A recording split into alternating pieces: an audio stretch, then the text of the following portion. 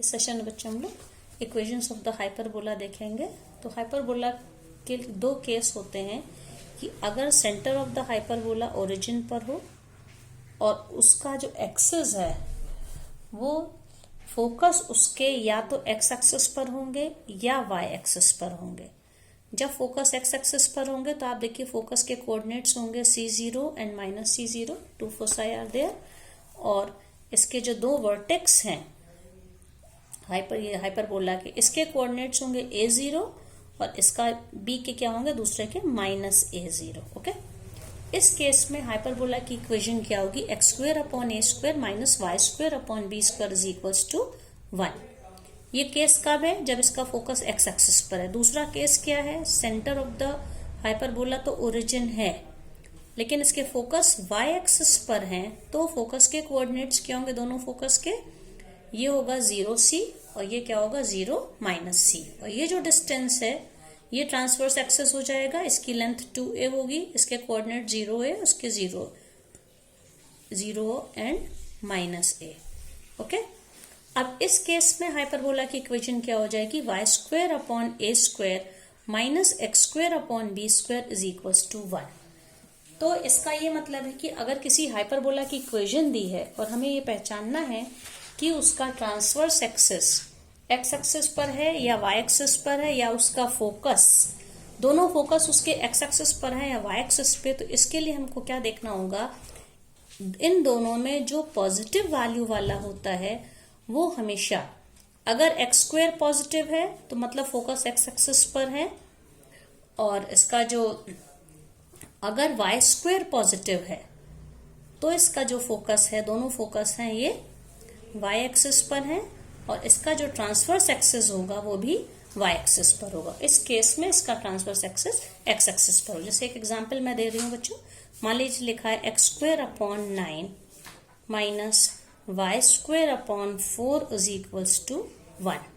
तो आप क्लियरली देख सकते हैं यहाँ पे ये x² ये पॉजिटिव है, ये नेगेटिव है, तो ये वाला केस है। और अगर मैंने लिख दिया यहाँ पे y² अपॉन 8 माइनस ये मान लीजिए y² upon 81 minus x² upon 36 is equals to 1। तो यहाँ पे y² पॉजिटिव है, इसका मतलब है कि ट्रांसवर्स एक्सिस इसका y एक्सिस पर है। अब यहाँ पे ये y² अपॉन A², ठीक है, तो a की वैल्यू 9 है, तो ट्रांसवर्स एक्सिस की लेंथ कितनी हो जाएगी 2a, दैट इज 9 × 2 18। और इस केस में क्या हो जाएगा, ट्रांसवर्स एक्सिस इसका x एक्सिस पर होगा, दोनों फोकस x एक्सिस पर होंगे। तो इस केस में length of the transverse axis क्या हो जाएगा, a की वैल्यू 3 है, तो 3 × 2 दैट इज 6। अब इसके बाद है बच्चों लेटस रेक्टम। लेटस रेक्टम क्या होता है, किसी भी हाइपरबोला में उसके फोकस से पास होने वाली जो लाइन सेगमेंट है और उसके ट्रांसवर्स एक्सिस के वो परपेंडिकुलर हो, ठीक है। तो देखिए जैसे ये है ट्रांसवर्स एक्सिस है, यहाँ पे ये ट्रांसवर्स एक्सिस है इसका, इसके परपेंडिकुलर लाइन हो और फोकस से पास हो, मतलब ये लाइन सेगमेंट आइदर दिस और दिस। इसी तरह से इस केस में क्या होगा, इसका ये ट्रांसवर्स एक्सिस है और इसके परपेंडिकुलर वो लाइन सेगमेंट जो कि इसके फोकस से पास हो, लाइक दिस। तो इनको हम क्या कहते हैं, लेटस रेक्टम कहते हैं। और length of the latus rectum होता है, बिल्कुल ये वही केस होगा जो कि इलिप्स में हम लोगों ने पढ़ा था। Length of the latus rectum ये होता है 2b² अपॉन a। ओके, अब हाइपरबोला की कुछ कैरेक्टरिस्टिक्स होती हैं बच्चों। एक तो पहले आप ये देख लीजिए इसमें कि कभी कभी ऐसा हाइपरबोला हो जिसमें कि a is equals to b हो जाए। ओके, इस केस में इस तरह के हाइपरबोला को हम लोग क्या कहते हैं, इक्विलेटरल हाइपरबोला। जनरली ए और बी की वैल्यूज में डिफरेंस होता है, तो उसको क्या कहेंगे, इक्विलेटरल हाइपरबोला। ये हाइपरबोला का स्पेशल केस होता है। एक तो ये हो गया।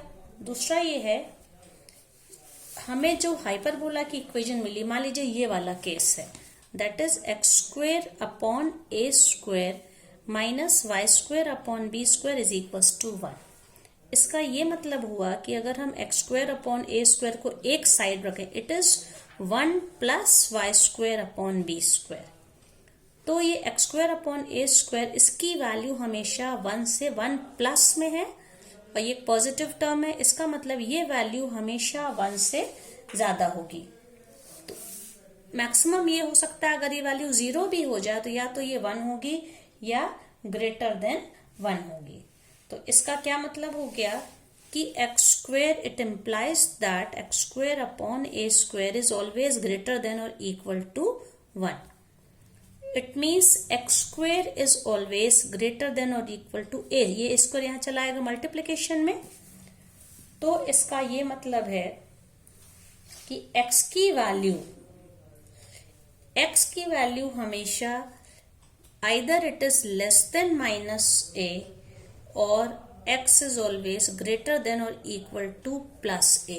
अब आप इसमें, इस डायग्राम में इस चीज को समझ लीजिए कि इस पूरे हाइपरबोला में हम कहीं पर भी कोई पॉइंट लें, क्योंकि ये डिस्टेंस है हाइपरबोला में, किसी भी पॉइंट को, मूविंग पॉइंट मान लीजिए मैंने लिया, ये धीरे धीरे ऐसे शिफ्ट हो रहा है।